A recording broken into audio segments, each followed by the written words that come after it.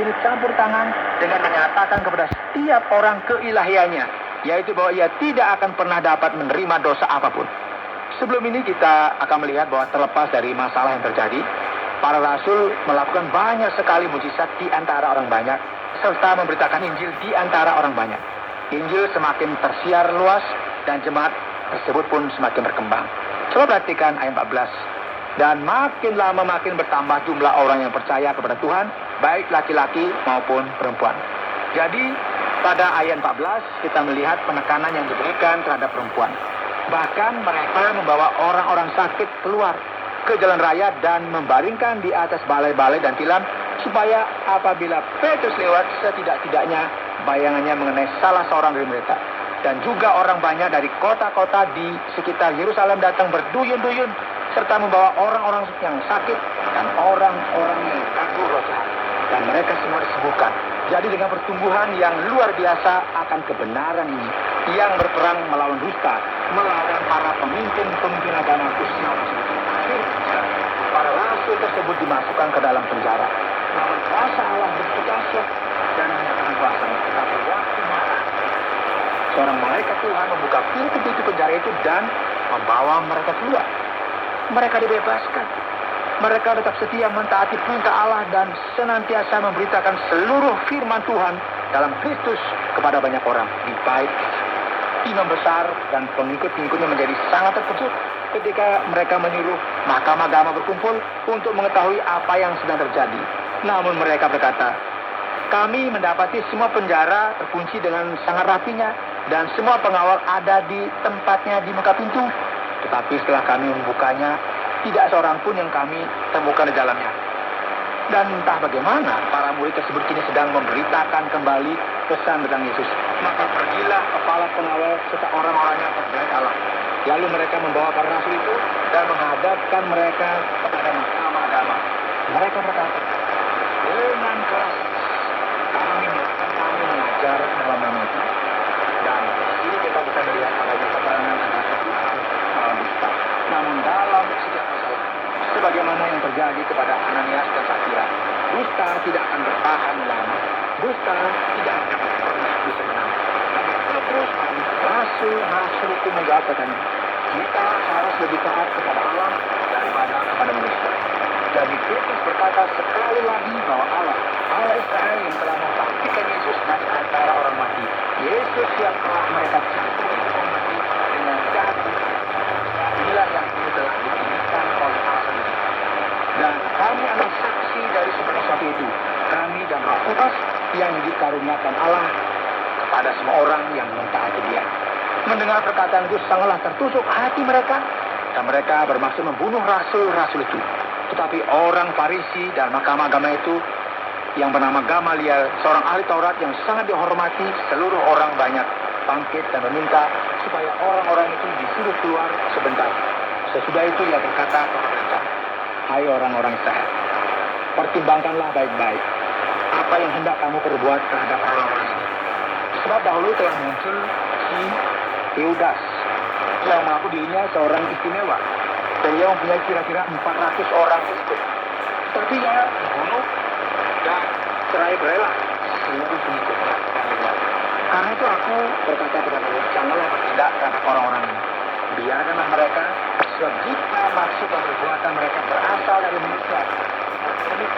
Tetapi kalau berasal dari Allah, kamu tidak akan dapat melenyapkan orang-orang ini. Mungkin ternyata juga nanti bahwa kamu melawan Allah.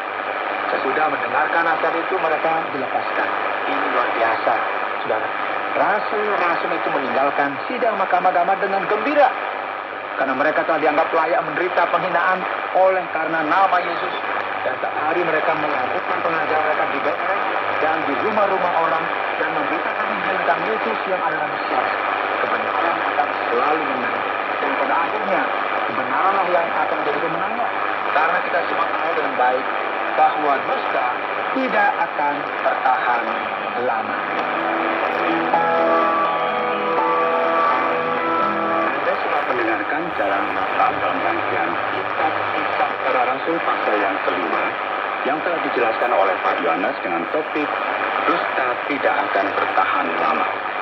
Terima kasih para pendengar sekalian yang telah mendengarkan bersama yang sudah disampaikan oleh Pak Yohanes.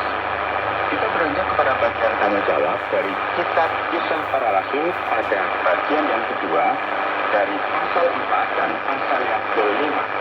Pak Yohanes, kita perhatikan sekali lagi bagaimana kita melihat bahwa setiap orang dipenuhi dengan Roh Kudus. Ini terjadi seperti gempa bumi. Bagaimana kita bisa memahami episode ini dalam kehidupan gereja? Tentu saja, Brody, mereka dipenuhi Roh Kudus, dan ini menunjukkan sekali karena hal ini baru saja terjadi dalam Kisah Para Rasul pasal 2. Pada hari Pentakosta, kuasa Roh Kudus dinyatakan dan setiap orang dipenuhi dengan Roh Kudus. Dan saat ini pemenuhan Roh Kudus kembali terjadi dengan menyatakan bahwa Allah yang memiliki segala kuasa dan Ia dapat melakukan apa saja yang Dia ingin lakukan. Terkadang banyak kelompok religius, baik pada masa ini ataupun masa yang telah lewat, yang senantiasa mencoba untuk meremehkan Allah. Karena mereka berkata bahwa Ia hanya bisa campur tangan atau bertindak dengan cara ini atau cara itu. Tentu ini tidak benar jika kita berkata bahwa hanya terjadi satu kali saja pencurahan Roh Kudus. Orang-orang ini baru saja mengalami Pentakosta, kini satu kali lagi mereka mengalami pencurahan Roh Kudus. Jika kita melihat dalam teks asli bahasa Yunani, dikatakan bahwa mereka dipenuhi secara instan. Allah dapat menyediakan pengalaman ini, tergantung dari keperluan kerajaan ini, dan untuk menyatakan kuasa supranatural Allah yang benar. Karena dalam beberapa kasus ya, ketika seseorang telah memiliki pengalaman dan mulai berbicara dalam bahasa roh, mungkin kita bisa berkata bahwa ini merupakan masalah psikologis. Namun bagaimana dengan gempa bumi? Apakah ini juga masalah psikologis? Apakah hal ini mungkin? Jadi, hal ini terjadi untuk membuktikan bahwa kuasa itu adalah milik Allah, dan Allah saja yang benar-benar mengendalikan segala sesuatu. Ia campur tangan dan bertindak demi Injil yang kini berkembang dalam jemaat mula-mula. Jadi sekarang kita perhatikan Pak Yohanes, pergerakan ini lahir dan berkembang, dan orang Kristen menjual segala sesuatu yang mereka miliki, dan mereka semua bahagia. Bukankah alasan mereka memberikan segala sesuatu yang mereka miliki ini oleh karena berpikir bahwa Kristus akan kembali besok atau lusa, Pak Yohanes? Bagaimana kita bisa menerjemahkan dan memahami akan bagian ini, Pak? Ya, memang ada seorang teolog dan ia suka sekali memberikan kritik terhadap Alkitab. Dia berpendapat seperti Anda sampaikan tadi ya, yaitu para murid percaya bahwa Yesus akan segera kembali. Jadi barang-barang yang mereka punyai tidak begitu berharga lagi. Mereka tidak akan bisa menggunakan hal-hal tersebut, jadi mudah sekali bagi mereka untuk membagi-bagikannya. Namun sebenarnya tidaklah seperti itu. Pertama-tama karena firman Tuhan sangat jelas menekankan bahwa orang Kristen di sini tidak membiarkan orang lain kekurangan sesuatu. Orang Kristen melakukan sesuatu yang sangat khusus dengan berkata bahwa mereka semua adalah satu dalam Kristus. Semua mereka adalah anak-anak Allah dan saudara. Kekristenan yang kata tadi ya, membuat tingkatan orang-orang semacam ini. Jadi salah besar dan aneh sekali bagi saya untuk menikmati hidup sementara saudara saya menderita. Yang saya lakukan adalah membantu orang tersebut. Jadi motivasi yang mendasari hal ini adalah amal Kristen, gitu ya kira-kira. Dan mengenai kedatangan Kristus kembali, ini merupakan sesuatu yang menarik. Apakah orang-orang Kristen ini kemudian akan kita persalahkan jika mereka berpikir bahwa Kristus akan kembali sesaat lagi? Tentu tidak. Tidak ada seorang pun yang bisa memberikan garansi mengenai apa yang akan terjadi dalam beberapa menit ke depan. Jauh di dalam lubuk hati manusia, seperti diucapkan oleh Martin Luther, seorang yang sangat bijaksana. Kita perlu hidup seperti Kristus. Telah mati kemarin, dibangkitkan hari ini, dan Ia akan datang kembali besok.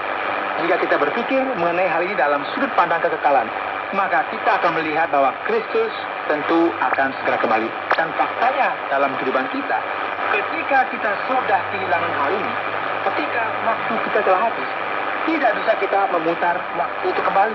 Ketika kita menghela nafas yang terakhir, maka kesempatan kita pun lenyap. Tidak ada lagi yang bisa kita lakukan. Oleh sebab itu, sikap yang mereka miliki ini sepertinya mungkin bisa dikatakan agak gila gitu ya.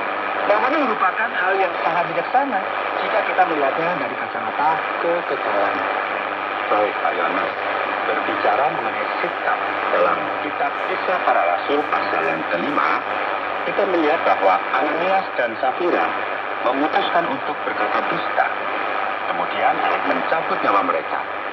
Apakah Allah tidak terlalu menuntut?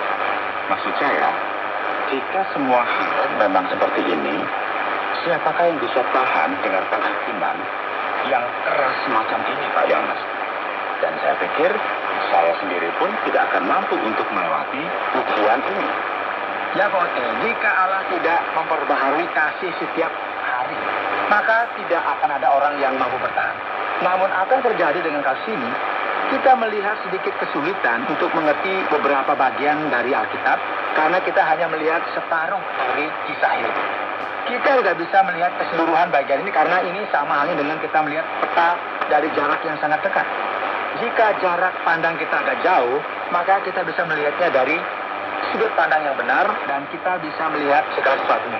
Namun sayangnya ya, kita tidak bisa melihat segala sesuatu. Hanya Allah saja yang bisa.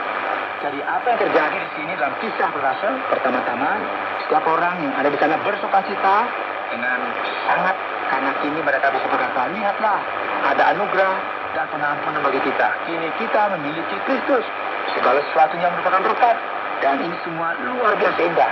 Kemudian apa yang terjadi? Allah menunjukkan kepada kita bahwa perjanjian baru sama dengan perjanjian lama, bahwa ia adalah Allah yang mengerikan. Tidak ada seorang pun yang bisa mengolok-olok dia. Segala sesuatu yang ditabur oleh manusia akan mereka tuai juga. Jadi inilah mengapa disiplin ilahi itu sangat penting.